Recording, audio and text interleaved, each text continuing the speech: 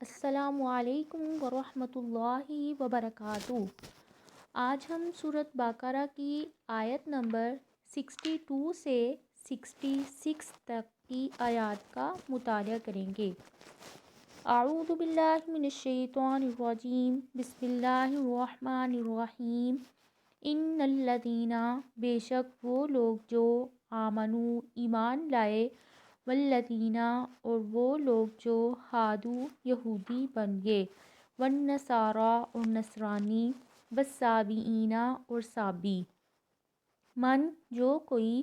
آمنا، ایمان لایا، باللہ، اللہ پر، والیوم الآخری، اور آخرت کے دن پر، وعمل صالحا، اور اس نے عمل کیا نیک، فلہم، پس ان کے لیے، اجرہم، ان کا اجر، عند ربہم، ان کے رب کے پاس ہے، ولا خوف، اور نہ ہی کوئی خوف ہوگا، علیہم، ان پر، ولا ہم یحزنون، اور نہ ہی وہ غمگین ہوں گے۔ اس آیت سے پہلی آیت اور اس کی بعد والی آیت میں بنی اسرائیل پر انعامات اور ان کے مقابلے میں ان کے اعمال بد کا تذکرہ ہے۔ یہ آیت درمیان میں ایک خاص مناسبت کی بنا پر آئی ہے، وہ یہ کہ جب بات ان پر ذلت و مسکنت اور اللہ کے غضب کا نشانہ بننے تک پہنچی تو اللہ تعالیٰ نے اپنی عادت کے مطابق ان کے لیے اپنی رحمت کا تذکرہ بھی فرما دیا کہ بنی اسرائیل کا ہر فرد اس ذلت اور مسکنت اور غضب الہی کا نشانہ نہیں ہے۔ پہلے بھی اللہ تعالیٰ بے حد مہربان تھے اور توبہ کا دروازہ اب بھی کھلا ہے۔ اس کے علاوہ اس آیت میں یہ اشکال بھی پیدا ہوتا ہے کہ نجات کے لیے مسلمان ہونا اور حضرت محمد صلی اللہ علیہ وآلہ وسلم پر ایمان لانا ضروری نہیں ہے، کیونکہ اس آیت میں مسلمان، یہودی، عیسائی اور صابی جو بھی اللہ پر اور آخرت پر ایمان لے آئے گا اور آخرت میں اس کو کوئی خوف اور غم نہیں ہوگا۔ موجودہ یہودی اور عیسائی بھی اللہ تعالیٰ پر اور آخرت پر ایمان رکھتے ہیں، جو بھی نیک کام کرنے والا ہے ان سب کی نجات ہو جائے گی۔ اس کا جواب یہ ہے کہ اللہ تعالیٰ پر صحیح ایمان لانا اور اللہ تعالیٰ پر اس وقت ایمان صحیح ہوگا جب اللہ تعالیٰ کے ہر قول اور اس کے ہر حکم کو مان لیا جائے گا۔ جب تک محمد صلی اللہ علیہ وآلہ وسلم کو اللہ تعالیٰ کا رسول اور آخری نبی نہیں مانا جائے گا، اللہ تعالیٰ پر ایمان مکمل نہیں ہوگا۔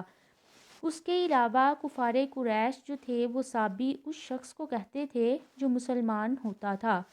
اس سے معلوم ہوتا ہے کہ یہود و نصارہ کی طرح یہ لوگ بھی آسمانی دین پر تھے، اس لیے اس آیت میں بھی ان کا تذکرہ ان کے ساتھ آیا ہے۔ بعد میں ان کے اندر کوئی بگاڑ پیدا ہو گیا اور وہ ستاروں کی پرستش کرنے لگے۔ یہ لوگ اپنے مذہب کو حد درجہ چھپاتے تھے۔ ان کے اہل کتاب ہونے کے بارے میں صحابہ اور تابعین میں مختلف اقوال منقول ہیں۔ وَإِذْ، اور جب، اخذنا، ہم نے لیا، میثاقکم، تم سے پختہ عہد، ورفعنا، اور ہم نے اٹھایا، فوقکم، تمہارے اوپر، الطور، طور کو، خذوا، تم پکڑو، ما جو، آتیناکم، ہم نے تم کو دیا،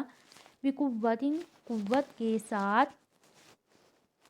واذکروا، اور تم یاد کرو، ما جو، فیہ، اس میں ہے، لعلکم تتقون، تاکہ تم متقی بن جاؤ۔ اللہ تعالیٰ نے بنی اسرائیل سے تورات پر عمل کا عہد لیتے ہوئے ایک ہیبت ناک منظر پیدا فرمایا کہ وہ دل سے یہ عہد کریں۔ یعنی اس مقام پر یہ سوال پیدا ہوتا ہے، جب پہاڑ ان کے سروں پر معلق کر دیا گیا تو پھر ان کا تورات کو قبول کرنا جبر نہیں ہوا،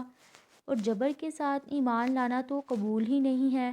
اس کا جواب یہ ہے کہ یہ جبر نہیں ہے، جبر وہ ہوتا ہے جس میں انسان کا اختیار نہیں ہے، اور ان کا اختیار تھا، وہ چاہتے تو پہاڑ کے نیچے رہنا قبول کرتے اور چاہتے تو تورات کو قبول کر لیتے، لیکن انہوں نے جان بچانے کے لیے تورات کو قبول کر لیا۔ البتہ یہ اکراہ ہے۔ اکراہ وہ ہوتا ہے جس میں جان سے مارنے کی دھمکی دے کر کوئی کام کرایا جائے، اور ہو سکتا ہے کہ ان کی شریعت میں اکراہ کے ساتھ ایمان لانا جائز ہو، ہماری شریعت میں بھی شروع میں اکراہ ممنوع تھا، بعد میں جب کفار اور مشرکین کو قتل کر دینے کا حکم دیا گیا اور جب کافروں سے یہ کہا گیا کہ یا وہ اسلام قبول کر لیں یا جزیہ دیں ورنہ ان کو قتل کر دیا جائے گا، تو پھر دین میں اکراہ کی ممانعت منسوخ ہو گئی۔ ثم پھر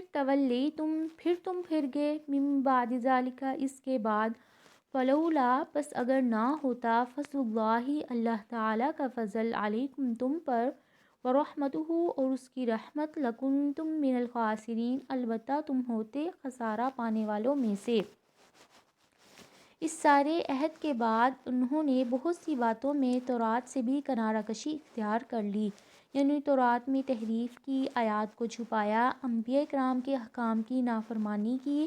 میدان تیہ میں عجیب و غریب نعمتوں کے مشاہدے کے باوجود حضرت موسیٰ پر اعتراض کیا، حتیٰ کہ حضرت موسیٰ نے خود کو ان نافرمانوں سے الگ کر دینے کی دعا کی۔ یہ تو پہلوں کا حال تھا، بعد والوں نے رسول اللہ صلی اللہ علیہ وآلہ وسلم کو پہچاننے کے باوجود آپ پر ایمان لانے سے انکار کر دیا۔ وَلَقَدْ اور البتہ تحقیق عَلِمْتُمْ تم نے جان لیا، الَّذِينَ ان لوگوں کو جو اعتدوا حد سے تجاوز کرنے والے ہیں، منکم تم میں سے، فی السبت ہفتے کے دن میں، فَقُلْنَا پھر ہم نے کہا، لَهُمْ ان کے لیے، کونوا تم ہو جاؤ، قردۃ بندر، خاسئین ذلیل و خوار۔ اس آیت میں حضرت ابن عباس جو ہیں اس آیت کی تفسیر میں بیان کرتے ہیں کہ یہ جو قوم تھی جنہوں نے ہفتے کے دن نافرمانی کی تھی، اللہ تعالیٰ نے ان کو ہفتے کے دن مچھلیاں پکڑنے سے منع کیا تھا، لیکن یہ منع نہیں ہوئے تھے تو اللہ تعالیٰ نے اس قوم کو 3 دن کے لیے جو تھا وہ بندروں کی شکل میں مسخ کر دیا تھا، اور 3 دن کے بعد یہ سب لوگ جو تھے وہ مر گئے تھے۔ تو حضرت ابن عباس بیان کرتی ہیں کہ یہ جو قوم تھی یہ حضرت داؤد علیہ السلام کے زمانے میں ایلا بستی میں یہ لوگ تھے جو آباد تھے، اور یہ شہر مدینہ اور شام کے درمیان ساحل سمندر پر واقع تھا۔ فَجَعَلْنَاهَا پھر ہم نے بنا دیا اس واقعے کو، نکالاً عبرت، لما اس کے لیے بھی جو بین یدیہا جو اس کے سامنے تھے، وما خلفہا اور اس کے بعد والوں کے لیے بھی جو ان کے بعد آئیں گے، وموعظۃ اور نصیحت ہوگی، للمتقین متقی لوگوں کے لیے۔ یہ تھیں آج کی آیات جن کا ہم نے مطالعہ کیا، امید ہے کہ آپ کو سمجھ آئی ہوگی۔ اللہ تعالی ہمارے علم اور عمل میں اضافہ فرمائے۔